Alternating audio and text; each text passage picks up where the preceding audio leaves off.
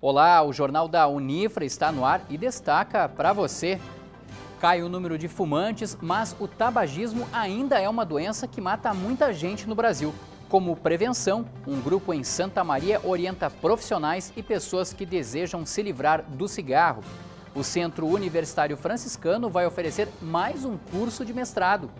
Na série sobre o reaproveitamento de resíduos sólidos, você vai ver ainda como um condomínio resolveu o problema da sobra de alimentos e até estimulou a comercialização de produtos orgânicos.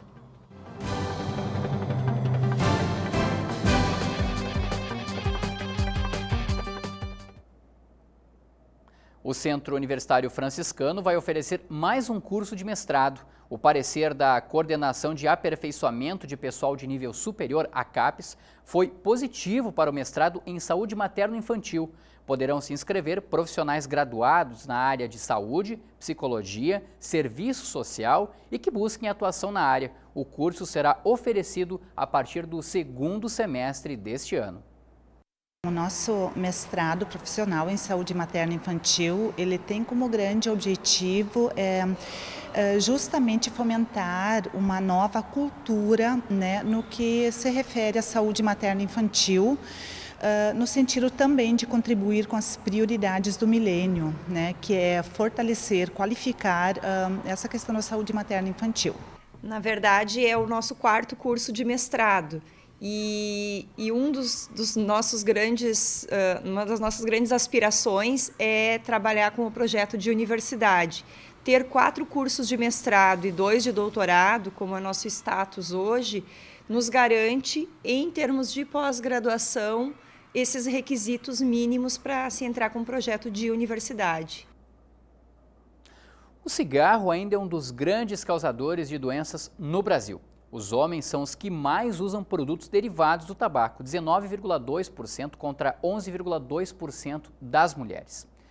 No entanto, de acordo com uma pesquisa do Instituto Brasileiro de Geografia e Estatística, o IBGE, no ano passado, o número de fumantes diminuiu 14,7% no país. Em 2008, este índice era de 18,5%. Em Santa Maria, uma iniciativa busca reduzir ainda mais esses índices por meio de orientações e encontros que reúnem profissionais da saúde e pessoas que decidiram deixar o cigarro. Rosemary chegou a consumir 2 carteiras de cigarro por dia. Hoje se orgulha em dizer que não fuma há 2 semanas.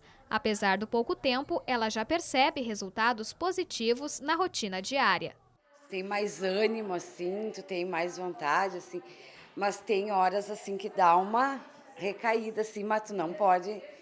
Mas está sendo bem bom, porque eu achei que eu não conseguiria parar. O incentivo para largar o cigarro ela encontra no Grupo de Tratamento do Tabagismo, uma política implantada na cidade pela Secretaria Municipal da Saúde. Além de receberem a medicação enviada pelo Ministério da Saúde, os integrantes são orientados por uma equipe, formada por 2 enfermeiras e um médico. Muita força de vontade. Que esteja bastante motivado para isso, né? E uma das intenções que a gente dá, sim, é a questão atividade física, vai colaborar junto, a alimentação também, não trocar o cigarro por alimentos que contêm açúcar, alimentos, como a gente chama assim nos termos, engordantes, né? Que, principalmente as mulheres se preocupam muito em aumentar de peso depois que deixar de fumar. O espaço possibilita que os integrantes possam trocar experiências e ajudar um ao outro. Durante os encontros também são reforçados os prejuízos que o cigarro traz à saúde. Na fumaça do cigarro existem 4.700 componentes. Desses tem muitos cancerígenos, outros são tóxicos, existem venenos e a nicotina ela provoca alterações diversas. Além da dependência química, ela provoca vasoconstrição, ela predispõe à hipertensão arterial, infarto ao miocárdio, derrame cerebral e assim por diante. Os encontros são divididos em 2 etapas. Nas terças-feiras, participam pessoas que ingressaram há pouco tempo. Já nas quartas-feiras, é a vez do grupo de manutenção, voltado para aqueles que deixaram o vício, mas ainda necessitam de acompanhamento. Hoje, cerca de 30 pessoas participam das reuniões. As inscrições para os grupos são realizadas todas as segundas-feiras, das 2 às 4 horas da tarde, na Unidade de Saúde José Erasmo Crossetti, que fica na Rua Floriano Peixoto, número 1572, no centro de Santa Maria. A seguir, mais uma reportagem da série sobre o reaproveitamento de resíduos sólidos. A gente mostra como um condomínio encontrou solução para os restos de alimentos e até estimulou a comercialização de produtos orgânicos.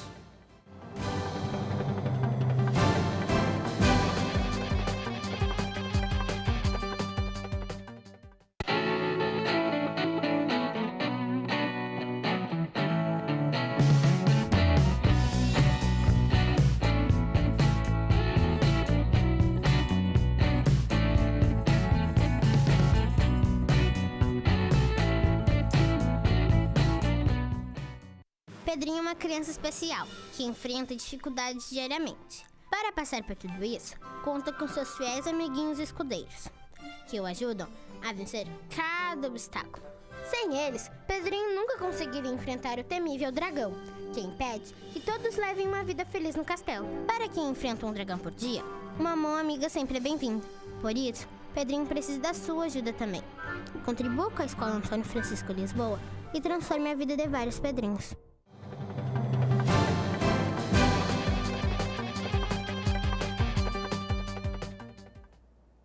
O Brasil é um dos países que mais produz alimento no mundo. No entanto, desperdiçamos cerca de 12 bilhões de reais com as sobras que jogamos fora.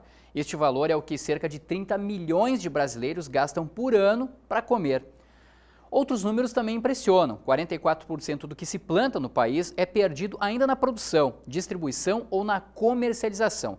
E se a gente acrescentar outros 20% na colheita, 15% na indústria e 1% no varejo, chegamos a uma perda que ultrapassa 50%. Desta forma, evitar o desperdício é diminuir estatísticas como essas que acabamos de conhecer. E foi pensando exatamente nisso que um condomínio resolveu aproveitar as sobras de alimentos. Em uma pequena área entre os prédios, eles adubam a terra e até revendem produtos orgânicos. Esta história a gente conta agora em mais uma reportagem da série sobre o reaproveitamento de resíduos sólidos. O material foi produzido pela Unisc TV, que integra a Rede Prosa, grupo de emissoras do consórcio das universidades comunitárias gaúchas.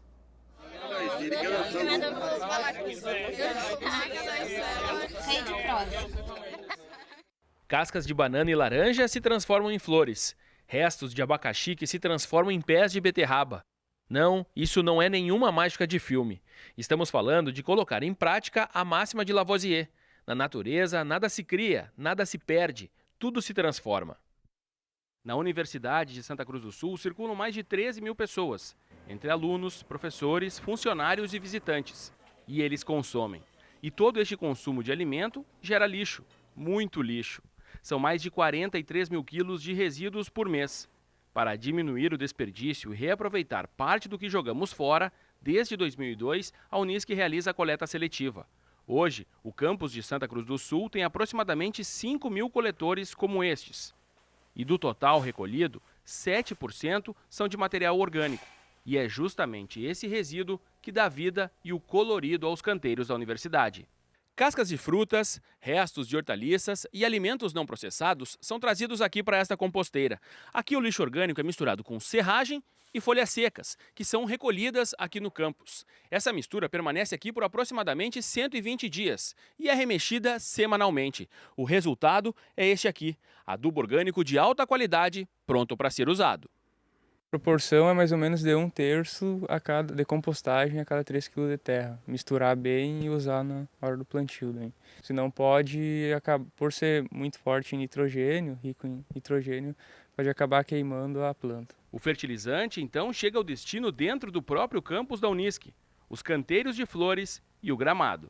A referência da universidade ela também é do estudo, mas a gente tem que pensar que todos os alunos que saem daqui, eles vão trabalhar em algum lugar e eles têm que sair daqui com essa consciência do meio ambiente. Não é simplesmente formar alunos e lançá-los no mercado de trabalho, né? Então tem essa questão humana também, de formação social, de formação moral que tem que se dar aqui dentro também. É um lugar para fazer isso. No caso do estudante de Química da Unisc, Nathaniel Sampaio, a lição está sendo levada a sério antes mesmo dele sair da universidade. Ele, que também é técnico agrícola, acreditou que tratar o problema do lixo de maneira mais consciente é uma ação que pode e deve ser realizada em casa. No caso dele, um condomínio de 8 prédios com mais de 400 moradores. Desde que virou síndico há 4 anos, Nathaniel fez muitas mudanças por aqui. Os resíduos orgânicos agora são depositados nesta composteira. Após várias orientações, a gente tem inclusive anexado à composteira uma placa dos materiais indicados e não indicados, que é o primeiro passo para se conduzir a composteira. Então o morador, após essa orientação, um folder também que a gente fez, distribuiu para todos os moradores, orientando de que forma separar o resíduo orgânico dentro do seu apartamento e trazer aquele realmente que são materiais compostáveis, né? Então, após isso, o morador ele vem, traz. Normalmente as crianças e adolescentes trazem o resíduo, é uma das funções deles em casa, então isso ajuda a valorizar o trabalho e também acaba sendo um trabalho de educação ambiental dentro dos apartamentos. Desde 2011, quando se iniciou a composteira, a gente já está em torno de 60 toneladas, 60 mil quilos de material que veio dentro dos apartamentos e já foi compostado.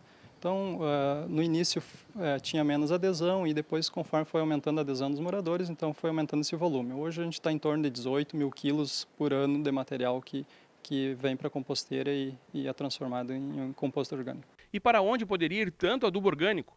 Fica aqui mesmo no condomínio.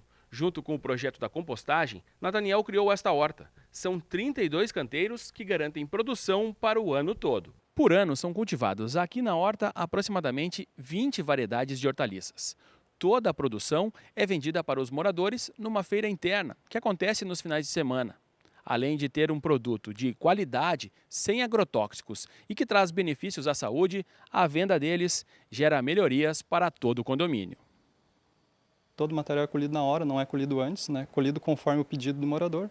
É colhido e então é distribuído dessa forma. Então todo esse material é vendido, né, para os moradores e num valor de R$1 a unidade, ou seja, pé de alface, massa de cenoura, massa de beterraba, massa de couve, tudo é feito para R$1. Então esse valor que o morador paga acaba convertendo em algum investimento e benefício a ele próprio. Assim, na universidade ou fora dela, a palavra transformação adquire significado real, a beleza das flores e a energia dos alimentos. A seguir, o Plano Collor será tema de debate no Centro Universitário Franciscano. Antes, veja a previsão do tempo para esta quarta-feira.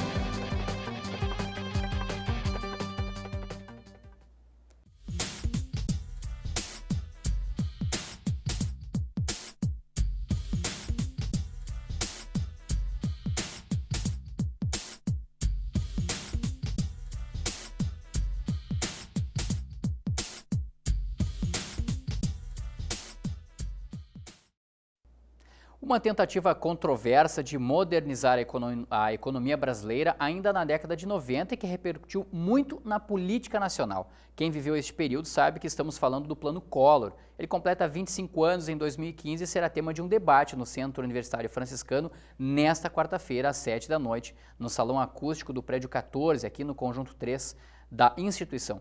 Um dos debatedores será o professor José Maria Pereira, professor do curso de Economia aqui da Unifre. Tudo bom, professor? Tudo bem, Rogério. O que vocês pretendem debater exatamente sobre o Plano Collor? É um quarto de século, 25 anos, mas ninguém quer comemorar nada não esse período, né, professor? Mas é uma parte da história, né, que principalmente os mais jovens, a gente tem que imaginar que estudantes mesmo nossos aqui tanto do curso de Economia como do curso de História e mesmo outros cursos, nem eram nascidos nessa época, né, há 25 anos atrás, né. Claro que eles podem se informar através dos livros, mas normalmente se tem pouca informação, porque o que fica é aquilo que deu certo, né. Aquilo que deu errado, geralmente as pessoas esquecem. Mas foi um período importante, né, até do ponto de vista histórico, pelo impeachment, o primeiro presidente brasileiro a ser impedido de continuar governando, mas também por uma experiência um tanto quanto exótica, né, de controle da inflação. Sim. Professor, foi um período, até para quem, né, até para a gente poder contextualizar, foi um período de muita remarcação de preço, correria nos supermercados, porque um produto que hoje custava um valor, amanhã custava muitas vezes o dobro, chegava na semana que vem, os preços eram triplicados, faltava mercadoria nas prateleiras. O senhor tem como contextualizar um pouco para a gente esse período? Olha, hoje nós vivemos um período de preços estáveis. Na verdade, nesse momento existe muita preocupação em relação ao aumento da inflação. Mas veja, nós estamos falando de uma inflação de um pouquinho mais de 8% ao ano. Naquela época... Hoje, né? Isso hoje. Naquela época... Só para os telespectadores terem uma ideia, naquela época, em março de 1990, que foi quando o plano entrou em vigor, a inflação era 84% ao mês. Não era o ano, era o mês. E logo depois do plano, obviamente, em abril de 1990, a inflação baixou para 3,5%. Né? Evidentemente que não durou, né? Durante aquele ano, já gradativamente o plano começou a fazer água e a inflação retornou de tal maneira que já em janeiro do ano seguinte, 1991, a inflação já estava na faixa de 20% ao mês. Né? Mas o plano, na verdade, ele teve uma curiosidade, assim como em 1986, o primeiro plano que nós tivemos foi o Plano Cruzado, em 1986. Foi o primeiro experimento, assim, digamos, laboratorial, de acabar com a inflação através de pacotes, né? E o Plano Cruzado tinha uma coisa extremamente interessante, sui generis, né, que era o congelamento de preços. Né? Sim. Ou seja, acabava-se com a lei da oferta e da procura. Óbvio que não poderia dar certo numa economia de mercado, a lei da oferta e procura tem que vigorar. Né? E deu no que deu, o Plano Cruzado também foi empurrado com a barriga até final de 1986, 87 praticamente houve uma vitória política, na época era o Sarney, né, do PMDB, e o PMDB conseguiu realmente fazer muitas eleições, né? Foi muito vitorioso naquela eleição, mas logo ele fez água. E depois se seguiu esse experimento do plano Collor, que tem de curioso nele, né, se o cruzado era o congelamento de preços, no caso do plano Collor era o congelamento da poupança. Pois é, exatamente isso que eu ia perguntar para o senhor. Dá para dizer que foi o momento crucial do Plano Collor, aquela mexida na poupança que o Collor deu, que da noite para o dia simplesmente evitou-se de as pessoas sacarem tudo que tinham na poupança, o máximo permaneceu um valor na poupança. O valor era 50 mil, era 50 mil cruzeiros da época, né? Então hoje é difícil, a gente teria que atualizar. Mas foi da noite para o dia aquilo, né, professor? Foi, não, na verdade, de todos, né? Porque o princípio do Plano Collor era o mesmo do Plano Cruzado, quer dizer, era o elemento surpresa. Os agentes econômicos não podiam antecipar o plano. A ideia é que a inflação, na verdade, tinha virado uma cultura no Brasil e que ela se perpetuava ano após ano. Então teria que acabar com a memória da inflação. Para fazer isso, o Plano Cruzado, estou fazendo uma comparação entre os dois, usou o congelamento de preços. Já o Plano Collor, na mesma linha, congelou a poupança. Mas a ideia deles era mais ou menos a mesma coisa. Quer dizer, a moeda nossa já não valia praticamente mais nada. Então teria que se criar uma moeda nova, né? Assim como foi criado o cruzado, na época do cruzado, se criou uma moeda nova durante o plano Collor. Mas a ideia seria essa, quer dizer, uma moeda também é uma mercadoria. Para que ela não se desvalorize, tinha que reduzir a quantidade de cruzeiros que existiam na época. Sim. E por isso daí a ideia do congelamento. Quer dizer, não foi uma coisa completamente louca, assim, tem uma lógica econômica e tal. Mas foi muito surpresa sim, na época, né? E aí realmente é difícil, do ponto de vista político, né? Ele sofreu uma grande reação, né, da sociedade como um todo, e também, na verdade, foi um plano que ele foi jogado assim, sem muita discussão, mesmo entre a equipe técnica, né? Na época, a ministra era Zélia Cardoso de Mello, também completamente desconhecida, Sim. E não se sabe como é que foi gerado esse plano, sabe? É uma coisa que até hoje não se sabe direito como é que foi elaborado. Foi elaborado. Né? Acho que somente um presidente como o Collor, na verdade, um aventureiro, poderia colocar um plano desse em prática. Professor, eu sei que, claro, os principais assuntos vão ser debatidos durante esse debate que acontece amanhã, mas dá para adiantar para a gente rapidamente assim, a principal lição que ficou para a economia brasileira do plano Collor, que está completando 25 anos? Eu só queria colocar que no debate também participa o professor Diógenes, do curso de História da Universidade Federal, que é uma promoção conjunta do curso de Economia e curso de História aqui da Unifra. E o Jorge Conrad, né? Conrad, e o Jorge vai falar mais um enfoque histórico da história e mais um enfoque da economia.